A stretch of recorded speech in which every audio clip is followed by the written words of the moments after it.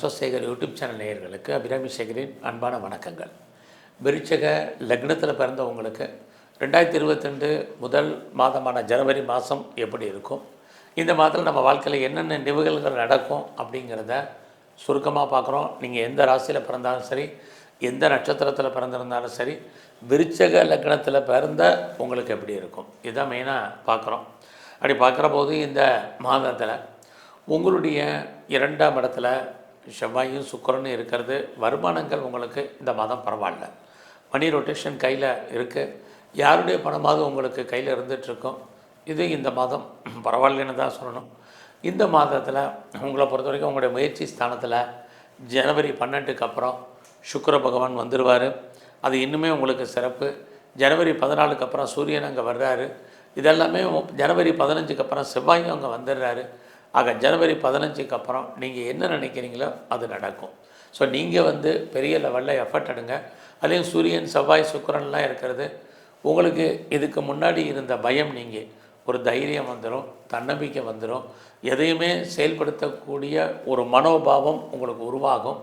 இதுக்கு முன்னாடி பயந்துட்டு இருந்த அல்லது போஸ்ட்போன் பண்ணிகிட்டு இருந்த அல்லது நடக்காதுன்னு நினச்சிட்டு இருந்த காரியங்கள் நடப்பதற்கான வாய்ப்பு உங்களுக்கு நிறையா இருக்குது. ஸோ எதையும் சந்திப்போம், எதையும் ஃபேஸ் பண்ணுவோம் அப்படிங்கிற ஒரு மனநிலைக்கு ஜனவரி 15க்கு அப்புறம் நீங்கள் வந்துடுவீங்க. அதுக்கான கிரக நிலைகள் இந்த மாதம் இருக்குது. அது மட்டுமல்ல, லைஃப்பில் நீங்கள் என்னவாக ஆகணும்னு ஆசைப்பட்றீங்க, ஸோ உங்களுடைய எய்ம் என்ன, உங்களோட ப்ராஜெக்ட் என்ன, அதெல்லாமே ஃபுல்ஃபில் பண்ணுறதுக்கான மாதமாக இந்த மாதம் ஜனவரி 15க்கு அப்புறம் கிரக நிலைகள் உங்களுக்கு உருவாக்கும். உங்களுடைய எண்ணங்கள் சிந்தனைகள் செயலாக்கம் பெறும்.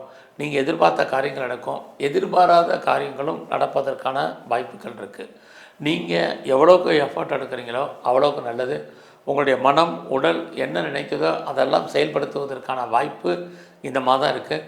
ஆக ஜனவரி 15க்கு அப்புறம் எவ்வளோக்கு நீங்கள் எஃபர்ட் எடுக்கிறீங்களோ எந்த விஷயமாக இருந்தாலும் சரி, அதில் நீங்கள் ஃபுல்ஃபில்லாக இருங்க. கண்டிப்பாக நீங்கள் ஜெயிப்பீங்க. யாரை நம்பி இருக்கீங்களோ அவங்க உங்களுக்கு கோஆப்ரேட் பண்ணுவாங்க. அவர்களால் நீங்கள் மேன்மையடைவதற்கான வாய்ப்பு இருக்குது. அது மட்டுமல்ல, யாரோடெல்லாம் தொடர்பு கொள்ளணும்னு நினைக்கிறீங்களோ அவங்களோட டைரக்ட் கம்யூனிகேஷன் பண்ணுங்கள். இது அத்தனையும் ஜனவரி 15க்கு அப்புறம் இருக்குது. ஏன்னா அப்போ தான் உங்கள் லக்ன அதிபதி செவ்வாய் உங்கள் லக்னத்துக்கு 3ஆம் இடத்துக்கு வர்றார். 3ஆம் இடம் அப்படின்னாலே இறைவனுடைய அனுகூலம் அனுக்கிரகம் உள்ள ஸ்தானம்னு அர்த்தம். தைரியம் தன்னம்பிக்கைன்னு அர்த்தம். எதையுமே பெருசாக எதிர்பார்க்காம இறைவனுடைய அனுகூலம் உங்களுக்கு கிடைப்பதற்கான ஸ்தானம்னு அர்த்தம். அந்த இடத்துல செவ்வாய் உங்கள் லக்ன அதிபதி வர்றது உங்களுக்கு மிகப்பெரிய நன்மை. ஆக எந்த அளவுக்கு லைஃப்பில் முயற்சி பண்ணுறீங்களோ அந்த அளவுக்கு நீங்கள் பெரிய லெவலில் ரீச் ஆகிறதுக்கான வாய்ப்புகள் உண்டு. இந்த காலங்களில் ஜனவரி 15க்கு அப்புறம் எதிர்பாராத ட்ராவல் இருக்குது. அந்த ட்ராவல் உங்களுக்கு மகிழ்ச்சியும் சந்தோஷத்தையும் கொடுக்கும். பிரிஞ்சு போன உறவுகள் அத்தனையும் ஒன்று சேர்வதற்கான வாய்ப்புகள் உண்டு. குறிப்பாக நம்முடைய இளைய சகோதரிகளால் நன்மைகள் ஏற்படுவதற்கான வாய்ப்பு இது அத்தனையும் இருக்குது. அது மட்டும் இல்லை, டாக்குமெண்ட்டில் யாருக்கெல்லாம் பிரச்சனை இருக்குது, சர்டிஃபிகேட்டில் ப்ராப்ளம் இருக்குது, இதெல்லாமே இந்த ஜனவரி 15க்கு அப்புறம் கிளியர் ஆயிரும்.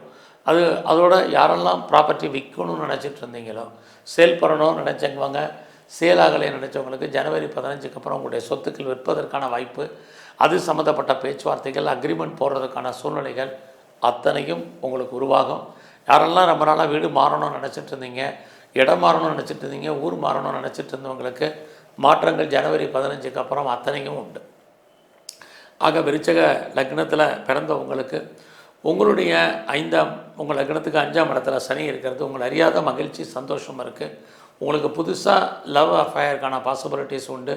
நம்முடைய மதம் ஜாதி இனம் மொழிக்கு அப்பாற்பட்ட தொடர்பு, உங்களுடைய லவ் சக்ஸஸ்ஃபுல்லாகி அது மேரேஜில் முடிவதற்கான வாய்ப்புகள் இது அத்தனையும் உங்களுக்கு இந்த மாதத்தில் இருக்குது. அது மட்டுமல்ல, இந்த மாதம் ஒரு பக்கம் எதிர்பாராத நன்மைகள் உண்டு.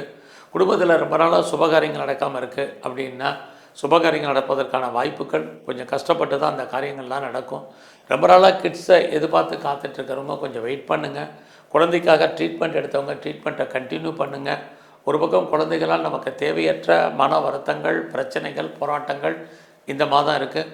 குழந்தைகளை விட்டு நீங்கள் பிரிய வேண்டிய காலம் அல்லது அவர்கள் உங்களை விட்டு பிரிஞ்சிருக்க வேண்டிய காலகட்டங்கள் இது இந்த மாதம் உண்டு.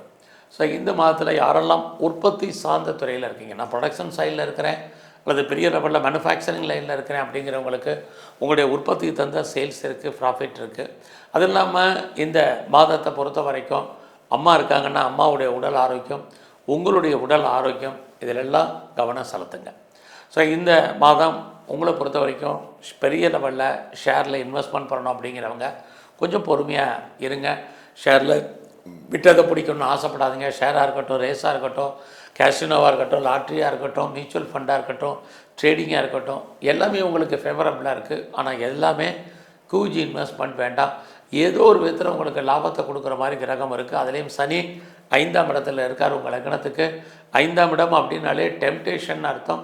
நம்முடைய உணர்வுகளை தூண்டுவது, விட்டதை பிடிக்கணுங்கிற எண்ணம் உருவாவதற்கான வாய்ப்பு இருக்குது. அதனால் சில விஷயங்களில் பொறுமையாக இருந்து டீல் பண்ணுங்கள். ஸோ யாரெல்லாம் சிறு தொழில், சுய தொழில் வீட்டில் வச்சுட்டு பண்ணக்கூடிய பிஸ்னஸ் பண்ணுறீங்களோ அந்த பிஸ்னஸ் உங்களை பொறுத்த வரைக்கும் இந்த மாதம் நல்லா இருக்குது. ஸோ உங்களுடைய சொந்த தொழிலும் இந்த மாதம் பரவாயில்ல. நீங்கள் பார்ட்னர்ஷிப்போடு தொழில் பண்ணாலும் 2 பேருமே லாபத்தை அடைவதற்கான மாதமாக இந்த மாதம் உண்டு. ஆக விருச்சிக லக்னத்தில் பிறந்த உங்களுடைய மேரிட்டல் லைஃப் இந்த மாதம் மகிழ்ச்சிகரமாகவும் சந்தோஷகரமாகவும் இருக்கும். யாருக்கெல்லாம் இது வரைக்கும் திருமணம் டிலே ஆகிடுச்சு, மேரேஜ் நடக்காமல் தள்ளி போயிட்டுருக்கோ, மேரேஜ் நடப்பதற்கான வாய்ப்புகள், அதனால் மகிழ்ச்சி, சந்தோஷம் அல்லது குறைஞ்சபட்சம் மேரேஜுக்கான பேச்சுவார்த்தைகள் அல்லது என்கேஜ்மெண்ட் நடப்பதற்கான சூழ்நிலைகள் இது அத்தனையும் இந்த மாதம் உங்களுக்கு உண்டு. ஸோ இந்த மாதத்தில் உங்களுடைய ஜாப், உங்களுடைய ப்ரொஃபஷன், உங்களோட கரியர் எப்படி இருக்குங்கிறத பார்க்குறோம். ரொம்ப நல்லா இருக்குது. ஒரு பக்கம் உங்களுடைய லக்னத்துக்கு 5ஆம் இடத்துல சனி இருந்தால் கூட உங்களுடைய வேலை வாய்ப்புகளை பொறுத்த வரைக்கும் பரவாயில்ல. பட் நீங்கள் வேலையில் எஃபர்ட் எடுக்கணும். வேலையில் ப்ரொமோஷனை எதிர்பார்த்திங்கன்னா பாசிபிலிட்டிஸ் இருக்குது உங்களுக்கு கிடைக்கிறதுக்கு.